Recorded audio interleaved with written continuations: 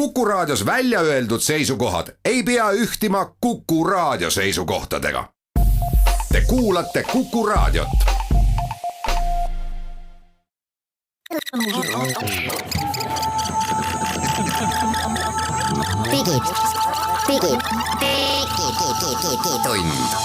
Digitund. Nutikad lahendused ja digitunni toob sinuni Elisa. 23. juuli on käes, kell on 11.07 läbi ja see tähendab, et digitund alustab keset sooja südasuve ja tänased teemad on ka väga palju kuumusest inspireeritud, aga me räägime sellest, miks kaardimaksed streigivad ja kuidas siis see eilne suur kaardimaksete rivist väljalangemine meie elu mõjutas ja kas tasub siis minna sularaha vaba ühiskonna poole või mitte. Apple tõi välja uued arvutid, sellest me rääkisime eelmises saates, aga vahepeal on selgunud, et ka neil on kuumusega suuri probleeme. Inglased on teinud valmis ühe uue suure raporti, mis vaatab seda, kuidas üle maailma järjest suureneb sotsiaalmeedia manipulatsioon kõigi poolt ja vaatame sinna raporti sisse natuke, see on väga huvitav ning terve ports väiksemaid südasuviseid uudiseid on veel, nagu näiteks vana Skype pannakse kinni ja küsime, et kas Samsung Note 8 uue odava hinnaga mõtet osta. Igatahes selline saade on tulemas, hakkame peale.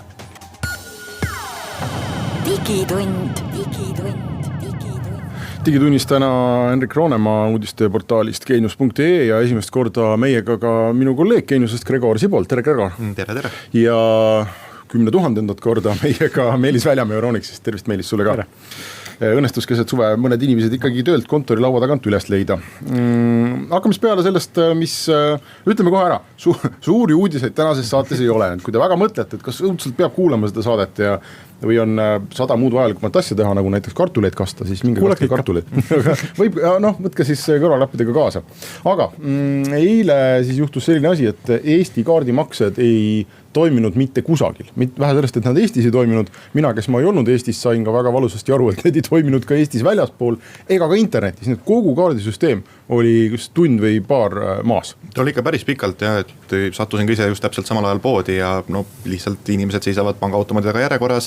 Pangaautomaatist tulevad nad samasuguse nõutu näoga ära, kuna ega sealt ka raha kätte ei saanud. Poes automaatselt teatud juba annavad teada, et kaardiga maksta ei saa, kassasabad on pikad, arvatakse, et äkki Swedbanka kaardiga saab maksta, vist ei saanud ka sellega maksta. Selline suur arvamine läks lahti, et mida siis saab teha, mida ei saa teha ja need mõned õnnelikud, kellel sularaha veel olid, need said midagi endale osta.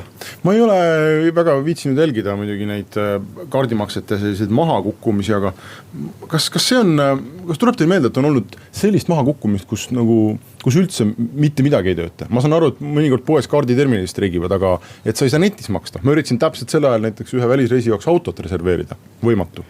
Ja välismaal näiteks ka kaardimaksed mitte üheski pangas, mitte midagi ei toiminud. Minu esimene reaktsioon selle peale kohe, et kas tegemist on küberrünnakuga. Ja ma mõtlesin ka kohe. Tavaliselt nagu nii laiaulatuslikku mahakukkumist tõesti, nagu et kõik süsteemid arvuturaks ei juhtu, sest need süsteemid on enamasti dubleeritud mitmekordselt ja seal on nagu seda topeltkinnustust päris palju. Aga teisest küljest võttes mulle tundub, et me tegelikult elame nagu selles mõttes õnnelikul ajastul meil on nagu väga hästi läinud, sest et tegelikult selliseid suuri jamasid kaardimaksetega ei ole olnud. Ka internetiga ei ole. Ma ei tea, kas teie mäletate, millal teil kodus viimati internet ära oli? Mina ei tea. Oli üsna ammu oli. 10 aastat ei ole nagu kohal. Võib-olla kuskil öösel käib ära, kus me ei kasutaks. Võib-olla tööl oli ma saan aega, et eeliselt neid teateid, et öösel ma ei tea, uuendame seda või toda, et siis tundaga ei ole.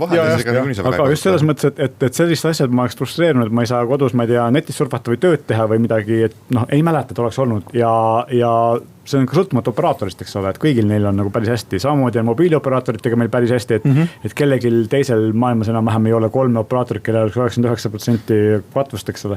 Ja kaardimaksetega samamoodi, et tõepoolest nagu kord aastas juhtub korraks, et midagi on maas, aga tegelikult ju arvestades, kui keerulised süsteemid on, võiks asi olla palju hullem. Ja, mul läks just sinu jutu peale praegu korraks internet ära arvutist, aga näed, tuli tagasi.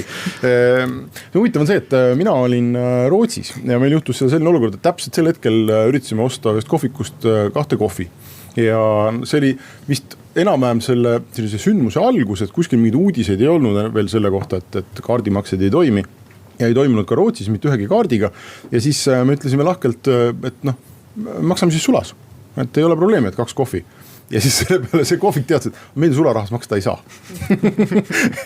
et ei saagi maksta, mitte kuidagi ei saa, kui kaardid ei toimi, meie sularahaga ei tegele. No see on sularaha vaba ühiskond, kuhu poole me siin vaikselt liikumas oleme. Minu jaoks oli esimene kogemus, see oli, et sularahas ei saa. No see on see suur ideaal, mida me kõik siin taga ajame, et võiks saada ainult kaardiga maksta ja sularaha kellelgi ei ole. Teha ühtepidi, see on see meie põhjamaine või Ida-Euroopa trend, et hästi palju nagu kasutatakse kaart, et mujal Lõuna-Euroopas nagu proovisse sularahas kuskil maksta, isegi kohati on see, et ma ei tea, Visaga saab maksta, Mastercardiga ja, aga see on ikkagi palju paremaks läinud aastate jooksul. Pikk tee on minna ikka selles mõttes. Just, et kui me eelmine aasta käisin Montenegros, nemad on siuke uus tiiger, et neil on nagu kohati on siuke puhas 90ndate vaimsus ja kohati on nagu täiesti ajast ees ja seal oli ikka see, et igal viimasel kui putkal oli viipemaksega terminal, eks ilmselt pangad suruvad samamoodi seda peale praegu. Aga teistpidi on jälle see, et kui me nagu sularahas maksta ei saa, siis see on ilmselt paljudele mingide varimajandusvärkidele ei meeldi see, eks ole. Ja nagu probleemiks ongi ilmselt see, et kui siis kaardimaksetega tõesti midagi juhtub, et siis nagu, mis edasi saab, eks ole. Tead, mis saab edasi või? Ma tegelikult ei proovinud, et kas näiteks PayPal oleks toiminud või? Aga PayPal tahab ka tegelikult minu kaardi pealt raha võtta. Kui sul nagu... Või näiteks, kui mul on Apple Pay... Jaa, aga ma ei anna PayPalile lihtsalt igaks juhuks mingit... Vot, et äkki peaks nagu tekitama selliseid kohti, kus sul on mingisugune raha olemas. Tegelikult jah, meie kaardimaksed on meil tugevad, aga meie pankade probleemiks on ikkagi see, et meil sellist nagu äpipõhist lahendust tegelikult ju ei ole, eks. Ja ei ole sellist, miks ei võiks nad kokku leppida teha, nagu meil on Nets ja kaardikeskust olemas, tehku mingisugune lahendus, mis nagu, ma ei tea, telefoniga maksta saab, eks ole. Nagu... Jah, see on üks asi, jah. Ja teine asi, ma mõtlesin, et nüüd on meil tekkinud hästi palju neid pisikesi selliseid, kunagi nagu Pokopay üritas teha, et selliseid pangalaadseid tooteid turul. Euroopas on meeles. Fintechi startupideks nimetatakse neid ja need, kas või meie enda TransferWise ju samamoodi, et nad annavad nüüd ka pangakaarte välja. Et võib-olla oleks hea, kui sul oleks mõne teise nagu süsteemi kaart taskus, kus ongi mingisugune raha vähemalt peal, et kui see asi peaks juhtuma, et sa oled mingis olukorras, ma ei tea, bensiinijaamas näiteks, eks ole, siis istu seal 2 tundi, lapsed karjuvad, et võiks olla selline, et vanasti oli inimesed, ma ei tea, õmblesid mingi aluspükste voodri vahele mingid sularaha, kui välismaale läksid, eks ole, igaks juhuks, et on varuraha olemas, siis tänapäeval mulle tundub, et see varuraha võiks olla, et sa oled mingisuguses nagu muu riigi või muu süsteemi fintechis, kas või 100 eurot on mingi kaardi peal.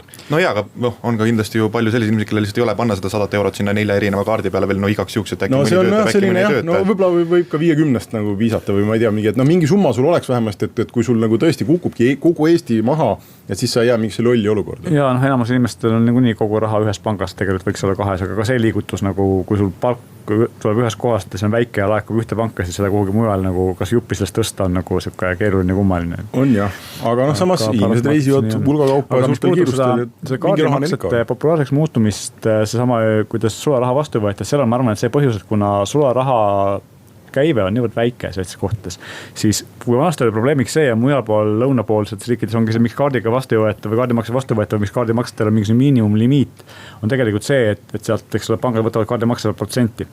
Nüüd see protsent on läinud aastatega tänu käibe kasvule kõvasti väiksemaks, kui ta vanasti oli. Ja samal ajal sularaha töötluse, sularaha panka sissemaksmise, inkassode tellimise või sularaha käitlemisfirmade tellimine on läinud kallimaks. Ehk siis tegelikult praegu on kaardimakse protsent on odavam, kui seda sularaha järgi G4S või keda iganes oma raha järgi kutsuda tuua. Ehk siis tegelikult praegu ongi see kaardimakse poolt kaardimakse puhul pangal ära antav raha on väiksem kui sularahamakse puhul pangal ära antav raha. Nii lihtne see ongi. Euroniks siis ikka saab sularahaga maksta või? Saab jah. Aga ma arvan, et valdav enamus makseid tõenäoliselt on ikka teil ka ju kaardiga. Keegi ei osta mitme tuhandest asja ja pane 100 laua peal. No on muidugi neid inimesi, aga selles mõttes ikkagi enamasti on kaardiga või järelmaksu. Jah, ma kunagi sõitsin BMW-ga, käisin hoolduses, siis vabal ajal vestlesin seal teenindajatega, et nad ütlesid, nemad on 500 euroseid rahatähti oma elus näinud küll ja veel. Aga et seda ilmselt väga tihti tõesti ei juhtu. Hea küll, me teeme pausi ja siis jätkame teiste teemadega.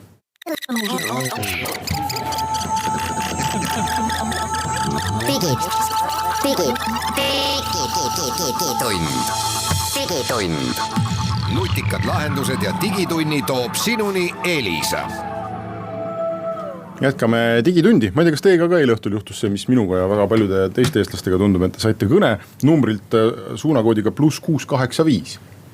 Ei saanud. Tegelikult välja valitute hulgas. Mina olin ja siis ma hakkasin otsima, et mis see +685 on. See on Samoa. Kus asub Samoa? Ja et mitu telefoni seal on, ma ei tea, võib-olla me teeme Samoale väga liiga, et ma ei ole seal tõesti käinud. Aga tasub siis meelde tuletada inimestele, et kui te saate numbreid või kõnesid üldse tundmatutelt välismaa numbritelt. Ega see ei pea olema Samoa, see võib olla USA või Suurbritannia või Bulgaaria või Läti, mis iganes, siis ei tasu tagasi helistada. Tasub olla akommunikatiivne. Sest sellepärast, et need pettused toimivad niimoodi, et nad helistavad teile mingisugused numbrid, kuhu tagasi helistades te saate meeletu arve. See on nii-öelda mingisugune tasuline teenusnumber. Ja pettused ongi ainult selle peale üles ehitatud, et lollid helistaks tagasi, küsiks vabandage, mis te soovisite. Nad ei soovinudki rohkem midagi, nad said juba raha kätte. Kõik politsei ja kõik tuletavad meelde, et rohkem selle kohta meil öelda ei ole. Küll aga võiksime me rääkida vahepeal Macidest. Me siin eelmises saates rääkisime, et tulid uued MacBook Prod välja. Ja esimest korda pandi siis sinna sisse Inteli i9 protsessorid. Ma ei mäleta, kas sul oli Meelis selle kohta eelmises saates midagi öelda? Sa olid meil selline Inteli spetsialist. Mul võib-olla oli midagi öelda, aga see on väga lihtne, kui sa paned väga võimsa asja väga õhukesse korpusesse. On tekkinud probleem. Jalutuseks ruumi, siis tekivad.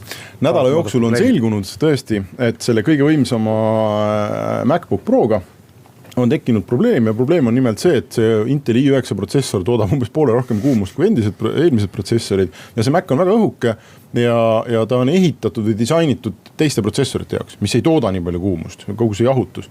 Ja mis see jahutuse probleem on, jahutus tekitab müra, sest seal on ventilaatorid ja ventilaatorid lisaks sellele veel kulutavad akut ja nii edasi. Võtavad ruumi arvutikorpuses, nii et neid pannakse nii vähe kui võimalik, aga nii palju kui vajalik. Ja nüüd, kui sa paned sellisesse korpusesse poole rohkem kuumust tootva protsessori, siis selle kuumusel ei ole mitte kuhugi minna. Ja siis juhtub see, et kui arvuti saab koormust, siis teie arvuti läheb lihtsalt väga kuumaks. Ma kuulasin hommikul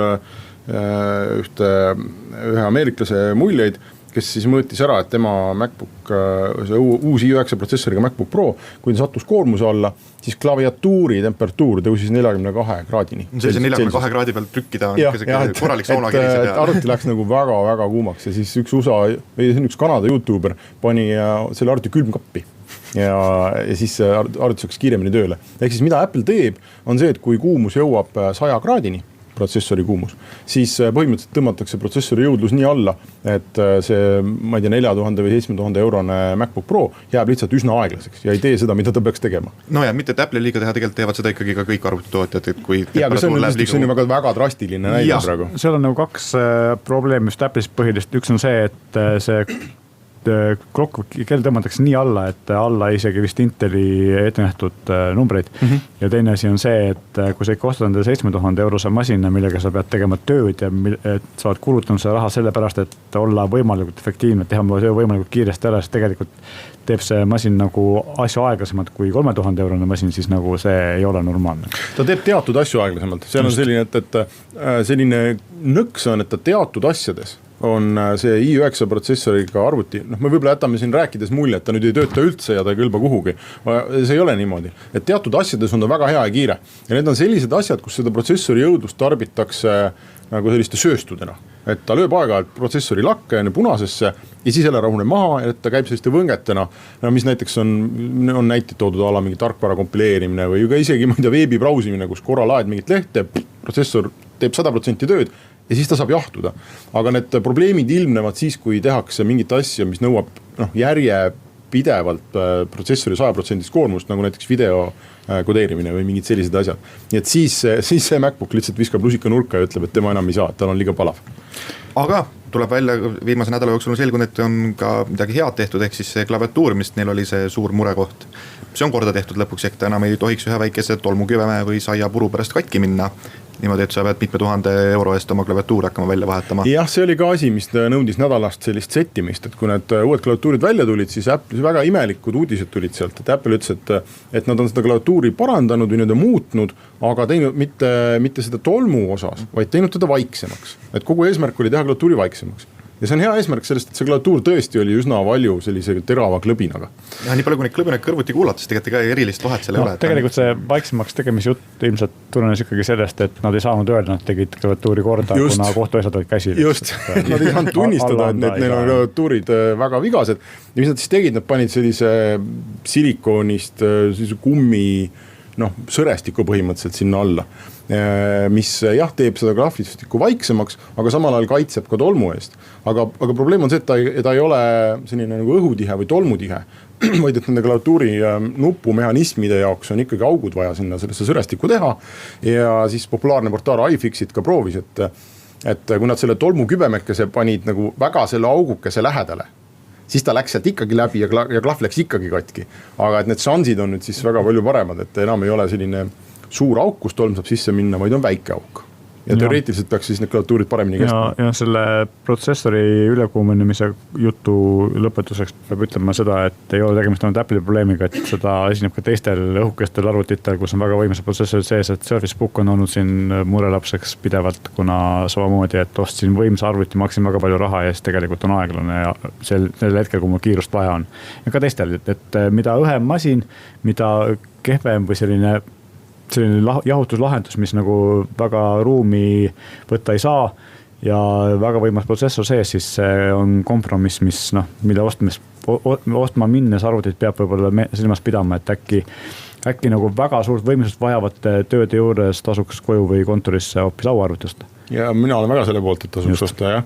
Et see sülearvuti usk võiks hakata vaikselt nagu üle minema inimestel, et ei ole vaja kogu aeg igas asendist tassida mingit 2,5 kilost või 2 kilost tohutut jõujaama endaga kaasas. No ja teine asi on see, et kui mul ikkagi on vaja nagu 7000 eurost arvutit, selleks ma pean tegema oma tööd väga kiiresti ja mul on vaja seal väga suuri koguseid videot kogu aeg läbi renderdada, siis ilmselgelt seda on mõistlikum lauaarvutiga teha ja need hetked, kus tõesti vaja mingit klippi kuskil messil või konverentsil kokku keerata, siis sellega saab võib-olla mingisugune vähe lahjem arvuti hakkama, võtab 20% kauem aega, aga saab hakkama. YouTuberite põlvkond muidugi ei nõustu sinu jutuga, et neil põhimõtteliselt ongi seda kogu aeg vaja. Kui sa oled sotsiaalmeedia influencer ja siis sa oled oma selles mingis tasuta 5 tärni hotellis, kus sa pead tegema drooniga kihvti selle tümmiga video, nagu nad teevad, siis sul on väga suur probleem, kui su arvuti ei tööta. Kogu see väljend sotsiaalmeedia influencer ja kogu see ussipees on hoopis omaette teema. Muidu me oleme ühe tegelase siin kogu selle jutu juures üldse ära unustanud ja see on põhisüüdlane, see on Intel. Et küll Apple paneks sinna arvutitesse paremaid protsessoreid kui Intel annaks, aga Intelil on aastaid juba tohutud probleemid, nad ei suuda välja tuua uut protsessorite põlvkonda, nad ei suuda üle minna järgmisele tootmistehnoloogiale 10 nanomeetrile, Samsung on juba 7 peal muide. Nii et tegelikult siin nagu kõige suurem süüdlane kogu selles jamas on Intel ise. Tegelikult 100% Intelliti süüdistaks, esiteks Samsungi 7 nanomeetrit ei ole päris palju parem kui, või tegelikult üldse mitte parem kui Inteli 10. Intel ei ole vist 10 peal, see on 14. Ühesõnaga seal vahepeal. Ja teine asi on see, et tegelikult sellise asja tegemine on meeletult keeluline ja ei ole ükski teine hakkama saades. Kui me räägime siin ARM-lahendustega protsessoritest Apple'i enda või Samsungi või kelle iganes kolmanda omad, siis tegelikult ega seal ju sellist jõudlust, millega samu asju teha ei ole, et nad võivad olla küll võtta vähem voolu ja olla efektiivsemad, aga tegelikult nad ei ole toorest jõudu, neil ei ole Inteliga võrreldavas koguses kohe kindlasti mitte. Ja ma arvan, et see maailm lähebki meil varsti 2, et me näeme üsna pea võib tähendada sellist nagu lähema paari aasta jooksul, ma arvan, võime näha ka Apple'ilt enda protsessoriga sülearvutit, mis ei ole Inteli peal. Väike õhuke MacBooki tüüp asi. Eeri stiilis asjadest alustavad ja et kui peaks juhtuma, et need ARM-i protsessorid võimaldavad siis ka videot renderdada väga kiiresti ühel aastal, ühel hetkel, ju nad siis nagu kolivad päris üle. Aga ma arvan, et nad peavad sealt vaikselt tahavad hakata sealt Inteli juurest ära liikuma või siis peab Intel ikkagi tulema välja sellega, mida neilt oodatakse. Kunagi tulevad sellega välja nagu nii. Või läheb ta enne allavett kogu kompanii. Eks me näe. Just nimelt. Me teeme siia pausi ja jätkame varsti.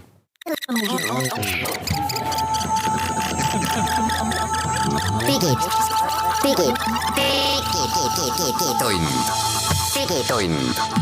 Nutikad lahendused ja digitunni toob sinuni Elisa. Jätkame digitundi ja räägime vahepeal Samsungist. Paar uudist on ette kanda. Esiteks Samsung Galaxy Note 8 nimeline telefon on jõudnud sinnani, kuhu kõik Androidi telefonid lõpuks jõuavad. Suure hinnalanguseni, see tuli umbes 1000 eurose hinnaga müügile kunas sügisel? Sügise alguses, jah. Jah, nii et hakkab aasta saama, mis tähendab, et tõenäoliselt hakkab välja tulema Note 9 ja see tähendab, et Note 8 maksab nüüd 300 eurot vähem, saab siis 700 euroga kätte. Sina oled kasutaja, Gregor? Mina ei ole Note'ide kasutaja, ma olen teiste Samsungi telefonide kasutaja. Okay. No mis siis on arvamus, kas tasub osta 700 euroga Note 8 või ei tasu? Kui on Note'i vaja, kui on vaja suurt telefoni, millel on pliiats, siis miks mitte, et alati eelmise aasta mudelite puhul arvestama sellega, et tugi on väiksem kui uuema mudeli puhul, kuigi ega midagi muud uuemat ei ole kui ainult S9, eks ole, mis on pool aastat vana. aga jah, et loomulikult, kui uus mudel on tulemas, siis vanahinnad kukuvad ja samamoodi kukkus S8, kas S9 tuli ja oli hind väga hea, eks ole. See on kestnud aastaid, et tegelikult nagu arvestada seda hinda ja kui sellist tüüpi telefoni vaja on, see telefon on hea, aus ja... See põhiline küsimus minu arvates ongi just see, et kui tuleb Note 9, kas on oodata nüüd, et seal on midagi sellist sees, mis väärib seda hetkel ei paista, 300 eurost hinnatõusu? Ei paista hetkel tunduvad olevat täpselt sama, mis oli eelmine, lihtsalt nii palju, kui ma lugenud olen vist, et ekraan peaks olema päikesega veidikene paremini nähtav. Disain on täpselt sama, ekraani sisse nad vist sõrmele lugejad pista ei suuda endiselt. Tundub, et sealt midagi uut vist väga tulemas ei ole, ehk siis ma arvan, et kui Note 9 tuleb, siis Note 8 hind kukub siin veel 100-200 eurot ja peaks olema ideaalis väga hea ost. Jah, ma arvan ka seda, et see eelmise põlvkonna Androidi lipulaeva ostmine on ju kogu aeg olnud hea mõte ja see on nagu Sony inimesed mulle ka on öelnud, et see on see auk, kuhu Sony kukkus, et nad ei osanud arvestada sellega, et kui suur soov on inimestele osta neid allahinnatud eelmise põlvkonna tooteid, et nemad üritasid teha nagu väga häid siis uusi keskklassi telefone. Ja nad ju üritasid ka uuendada oma toodet iga kuu tagant, mitte korra aastas nagu teised.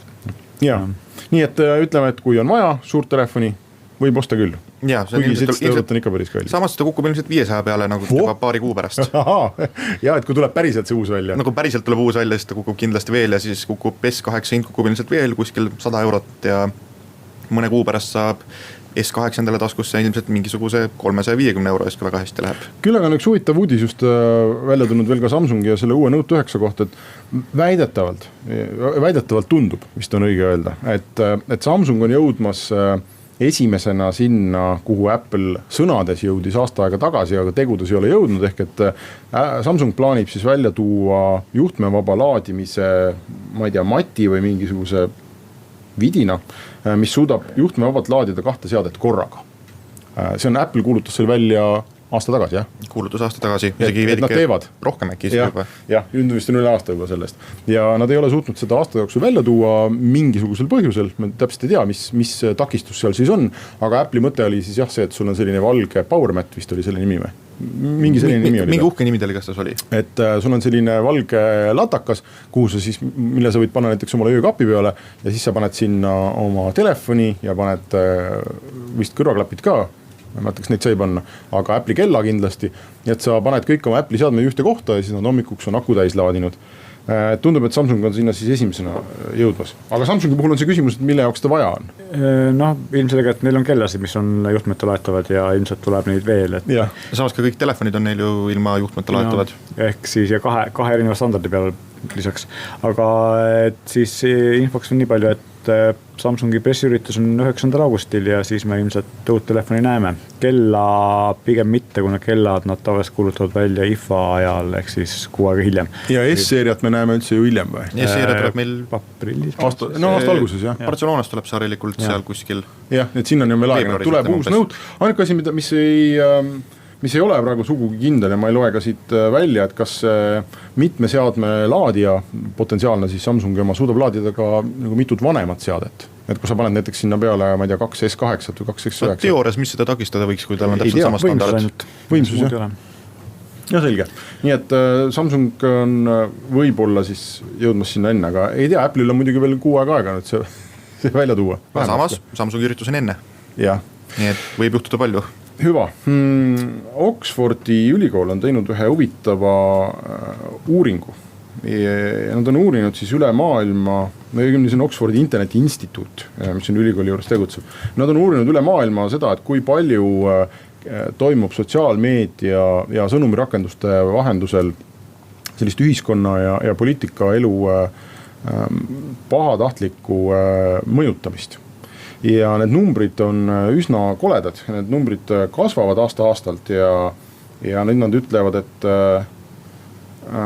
et viimases uuringus nad tuvastasid selliseid manipulatsioone 48 riigis, kõigist uuritud riikidest. Eelmisel aastal oli see 28. Nii et see kasv on olnud muljet avaldav ja nad on siin ka tabelet teinud selle kohta.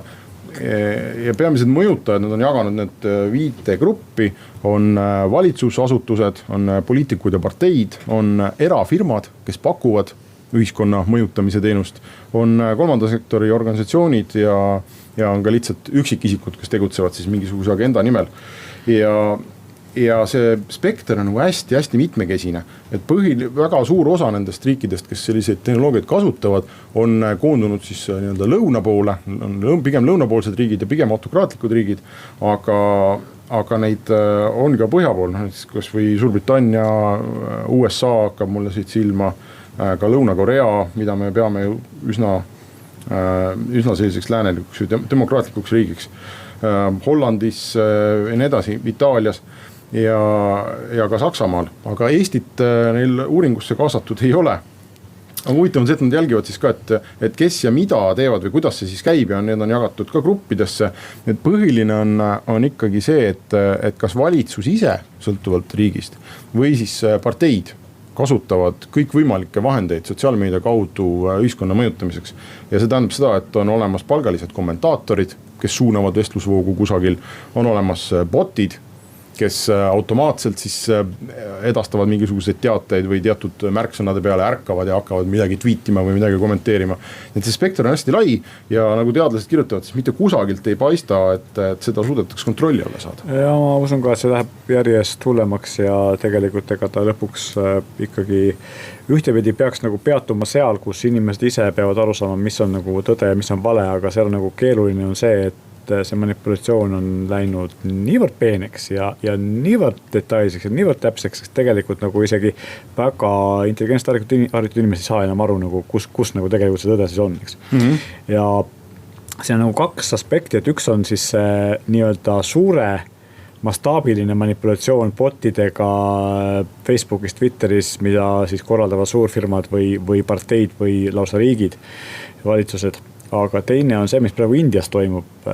Ja see WhatsAppi grupi vestluste kaudu inimeste üles ässitamine ja see on nagu veel eriti kohutav. Indias siis tuleta meelde on selline juhtumise kestnud päris pikalt, mitmeid kuid juba kestnud, kus WhatsAppi kaudu hakkasid levima sellised võltsteated sellest, et mingisugused inimesed, grupid, ma ei tea, kurjategijad röövivad lapsi ja levitati võltsvideoid, millest vähemasti üks näiteks oli mingist Pakistani õppusest üldse pärit. Ja olukord on läinud nii hulluks, et Indias on terve suur hulk inimesi ära lintsitud. Et selline, kui mingi võõras, võib-olla kellelegi kahtlasena tunduv inimene satub külasse, siis hakkavad need samad teated uuesti levima ja külaelanikud põhimõtteliselt võtavad selle väga tihti täiesti või tavaliselt täiesti süütu inimesi kinni ja lihtsalt tapavad ta ära. Selle peale, et keegi WhatsAppis levitab selliseid sõnumeid ja seda ei ole võimalik peatada olnud. Piisab sellest, et naabrimees ei meeldi, kui mõtled naabrimehe kohta mingi legendi välja ja levitad seda, see levimine kulu tuli ja inimesed usuvad. No seda üritatakse hetkel ju väga aktiivselt piirata seal, et keelata mingit sõnumite edastamisi. Ja WhatsApp pani sinna piiranguid peale, palju sõnumeid edastada. Probleem ongi selles, et WhatsAppi kaudu selline sõnumite edastamine ja piltide saatmine on seal nagu meeletult popp ja selle piiramine on ühtepidi vajalik, teistpidi rahaliselt väga kahjulik Facebookides või WhatsAppile.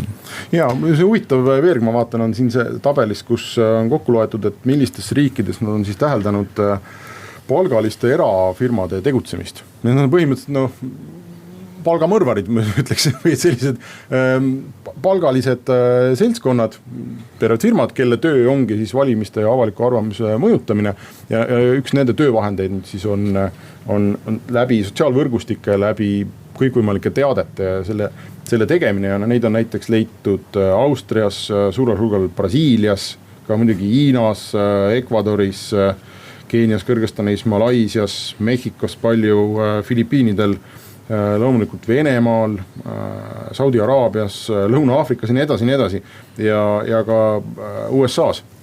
Nii et see on üks, nagu Eestis on ka valimised tulemas, et siis tegelikult ma arvan, et see ratas hakkab nii kiiresti pöörlema, et sa pead ikkagi väga tähelepanelikult sotsiaalmeedia tarbijana ja üldse meediatarbijana jälgima, et mida tasub uskuda ja mida ei tasu uskuda. Ja ma arvan, et tavainimesele, kes ei taha sukelduda kaelani selle küsimuse sisse, see on peaaegu et võimatu. Sellest mürast mingit iva välja tõmmata. See ongi kogu selle strateegia kõige negatiivsem külg, et tegelikult see tõe ja vale välja selgitamine muutub pea võimatuks või muutubki võimatuks. Ja nad kasutavad väga huvitavaid ka taktikaid, et kõige lihtsam on lihtsalt paisata sinna sotsiaalvõrgustikesse teateid, mis on teatud partei või valitsuse meelsed ja ka väga lihtne taktika on opositsiooni ründamine, aga huvitav on ka näiteks neutraalsed ja lihtsalt tähelepanu hajutavad sõnumid. või siis ka lihtsalt trollimine. Et kui ka kuskil hakkab mingi vestlus, mingi diskussioon tekkima, siis on spetsiaalsed inimesed või botid, kes hakkavad seda vestlust nii-öelda siis täiendama täiesti ebavajaliku, ebaolulise infoga, viivad tähelepanu mujale ja lõpuks ei saa sellest kõigest asja. Nii et ma arvan, et järjest enam vaadatakse selle küsimusega ikkagi nende sotsiaalvõrgustike otsa. Facebooki grillitakse nii USAs kui mujal maailmas juba niigi väga tugevalt, samuti Twitterit. Aga ma arvan, et see suureneb ja mingisugune, ma ei tea milline lahendus, aga mingisugune lahendus loodetavasti sellele leitakse. Aga meil on aeg teha uudistes väike reklaamipaus ja siis oleme tagasi.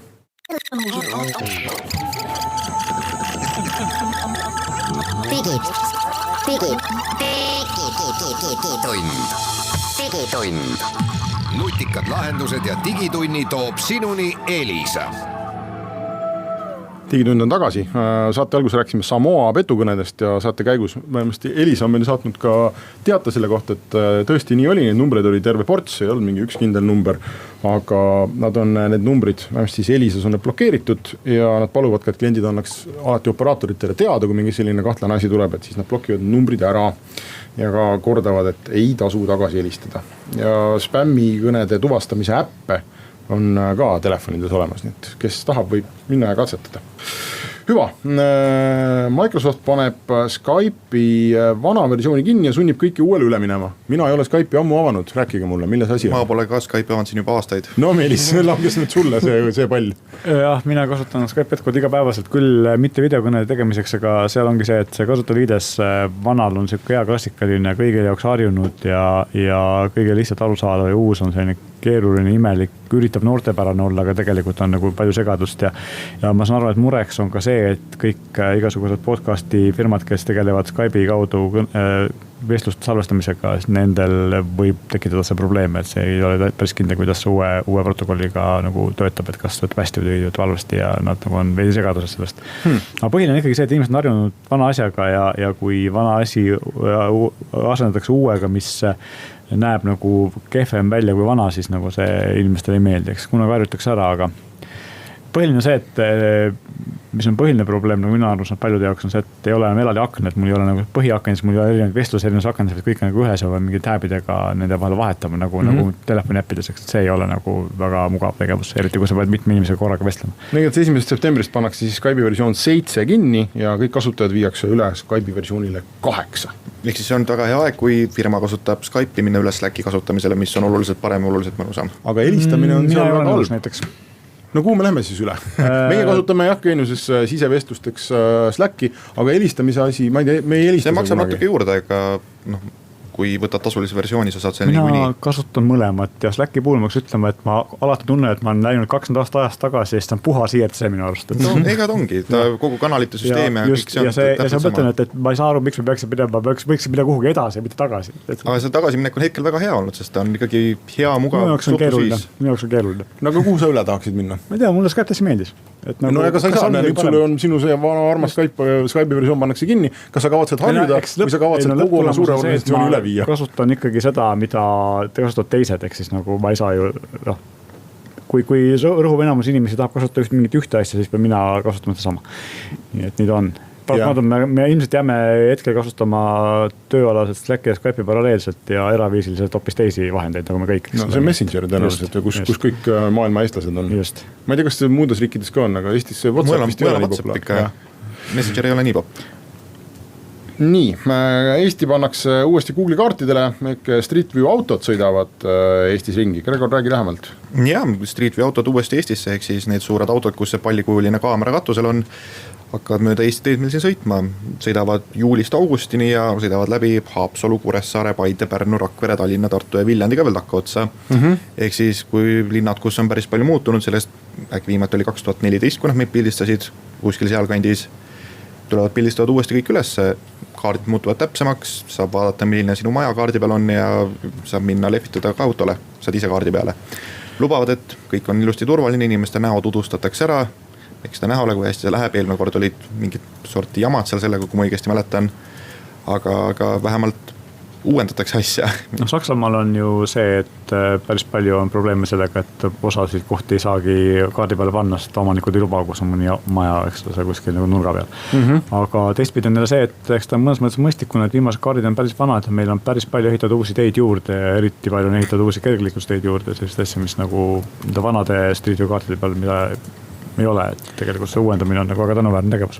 Street View'ga muidugi ka see, et nad ei tee ju ainult nagu pilte, et sa saaksid minna ilusti vaadata, vaid nad uuendavad sellega majade aadresse, nad uuendavad tänavaid, ringteed, asjad, mis on tekkinud, ehk siis kui sa paned nüüd sisse mingi tänav number 47, varem ta juhatas sind kuskile, kes teab kuhu, aga nüüd kui nad uuesti üles pildistavad, peaks asi jälle kõvasti panemaks minema. Ja üks huvitav algatus, jätame saate lõppu, sellega on välja tulnud, nimelt Facebook, Google, Microsoft ja Twitter tõid mõned päevad tagasi välja sellise asja nagu Data Transfer Project, DTP. Ja see on üks selliseid uudiseid, mis tundub igav ja kuidagi lendab mööda, aga see võib potentsiaalselt olla päris suur asi. Nii et selle asja mõte on siis see, et nad kavatsevad tekitada sellise ühise süsteemi, kus inimesed saaksid oma andmeid üle viia ühest teenusest teise. Ekspordid Facebookist, ma ei tea, impordid Twitterisse.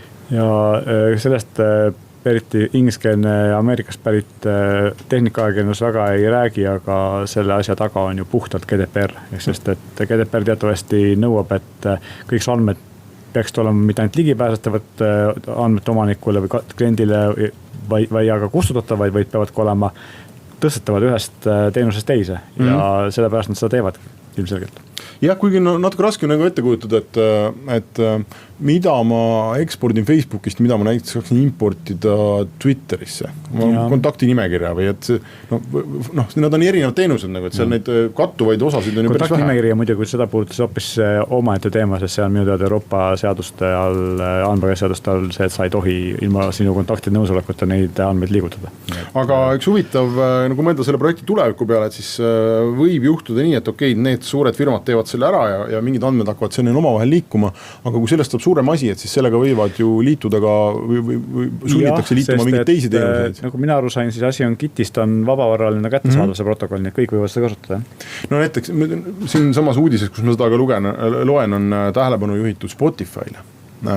Ehk et võib tekkida sul võimalus eksportida kogu oma Spotify, mis iganes ajalugu, playlistid, eks ole, eelistused, kõik see, mida Spotify sinu kohta teab ja tõsta see ümber mingisse teise streamingu teenusesse, kui sa tahad vahetada. Ja täna see on kindlasti väga paljude inimeste jaoks number üks põhjus, miks nad näiteks ei koli Spotify'st kuhugi mujale ära. Üks on see, et võib-olla ei taha, et ei ole otsest põhjust, aga kui see põhjus luuakse, siis see asjaolu, et mul on kõik Spotify's, ma olen aastaid kogunud sinna omale mingid playliste ja lemmikalbumid ja kõiki. Et ma ei saa neid väga lihtsasti näiteks tõsta, ma ei tea, Apple Musicusse üle või kuhugi mujale. Et kui see hakkaks toimima, siis streamingu maailm võib päris sassi minna. No see probleem on jah, aga seal ilmselt hakkab toimuma see ju samasugune asi, nagu toimub nende mobiilioperaatorite puhul, et kui kellegi on kuskil piisavalt hea, ega nad liikuma ei kipu, nii et lõpuks see präänik peab olema kuskil mujal. Jaa, aga see on lihtsalt võtab ühe takistuse sellelt teelt ära, et ma tahaks küll minna, aga ma ju ei saa, et ma ei viitsi 6 kuud uuesti tegeleda selle asjaga. Hüva, meie saade hakkab läbi saama, kui me juba Spotify's rääksime, siis tuletan meelde, olge head, kui te tahate meid järel kuulata, podcasti äpid on väga hea variant, kes ei viitsi nendega tegeleda, minge Spotify'sse, otsige digitundi või otsige näiteks autotundi, mis on Kuku raadio eetris homme lõuna ajal ja ka meie seltskonna tehtud saade. Nii et Spotify's meie järelkuulamine on väga mõnus ja lihtne. Niikuinii pooled eestlased kasutatud Spotify'd, ma arvan. Ja sellega on digitund tänaseks läbi. Aitäh kõigile, kohtume nädala aja pärast.